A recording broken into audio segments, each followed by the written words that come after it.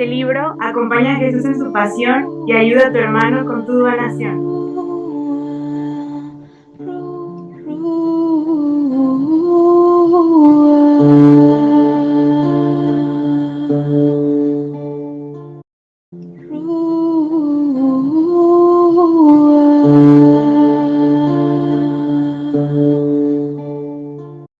Queridos hermanos, queremos compartir con ustedes el santo del día de hoy. Hoy la iglesia celebra a San Andrés Apóstol, Andrés el Protóclito. Vamos a ver ya qué significa eso. Andrés es de nombre griego, no es hebreo, como se podría esperar de una familia hebrea. Esto es un signo que nos hace entender que su familia tenía cierta apertura cultural.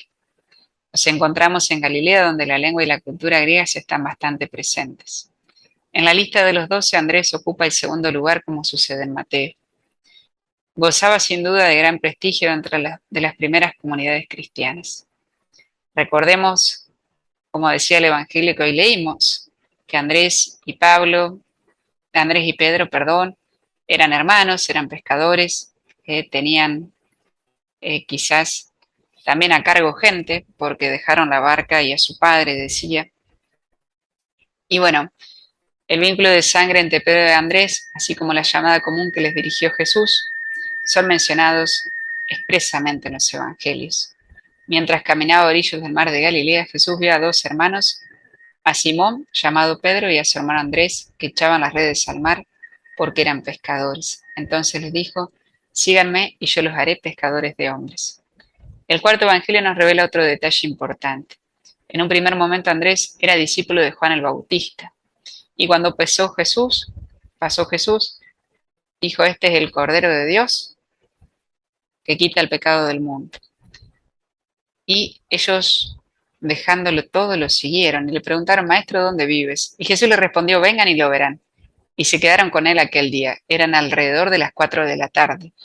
Se nota que la llamada que les hizo Jesús quedó grabada en sus corazones de tal forma que muchos años después, cuando escriben el Evangelio, recuerdan incluso la hora exacta en que Jesús los había llamado.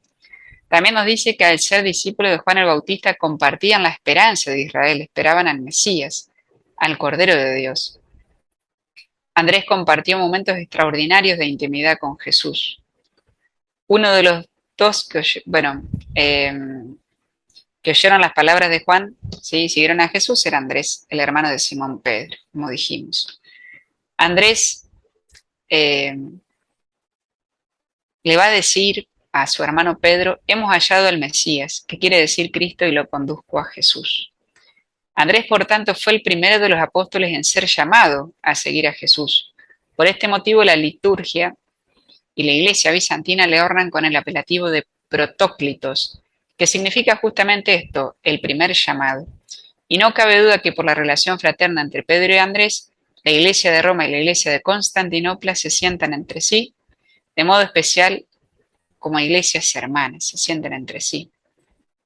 Bueno, para subrayar esta relación, Pablo VI, en 1964, restituye la insignia reliquia de San Andrés, hasta entonces conservada en la Basílica del Vaticano, a la ciudad de Patras, en Grecia, donde según la tradición fue crucificado el apóstol Andrés. Las tradiciones evangélicas mencionan a Andrés principalmente en 3 oportunidades. La primera, la multiplicación de los panes, cuando se sientan los 5.000 hombres y Andrés le dice: aquí hay un muchacho que tiene 5 panes y 2 peces, pero ¿qué es esto para tanta gente? Acá habla un poco del realismo que tenía Andrés. La segunda fue cuando cuando estando en Jerusalén, al salir de la ciudad, un discípulo le mostró a Jesús el espectáculo de los poderosos muros que sostenían el templo, el evangelio que escuchamos el domingo pasado. Y Jesús va a decir: de esto que ustedes contemplan no quedará piedra sobre piedra. Y Andrés le va a preguntar: dinos, Señor, ¿cuándo va a suceder esto? Y Jesús relata un discurso sobre la destrucción del templo y sobre el fin del mundo, y nos llama a tener una actitud de vigilante espera. Esto nos enseña justamente a tener esta actitud de vigilancia y estar dispuestos a acoger las enseñanzas de Jesús, que a veces parecen difíciles de entender. Y la última aparición que tiene importante en la Biblia fue cuando, antes de la Pascua, algunos griegos querían ver a Jesús. Y Andrés, junto con Felipe, le van a hacer de intérprete para que Jesús se comunique con los griegos. Y Jesús no responde a una curiosidad sencilla de la gente. No basta con decir, bueno, me voy a dejar ver, sino que dice, ha llegado la hora en que el Hijo del Hombre sea glorificado. Si el grano de trigo que cae en tierra no muere, no da fruto, pero si muere da mucho fruto. Con esto está dando a entender que los griegos se van a encontrar con Jesús, pero desde la cruz. Como dice Juan, cuando yo sea levantado en alto, atraeré a todos hacia mí. Es la cruz la que posibilita el encuentro entre los hermanos, ¿sí? Y Andrés también se va a dedicar a evangelizar, sobre todo Grecia, mientras Pedro se va a dedicar más a Roma.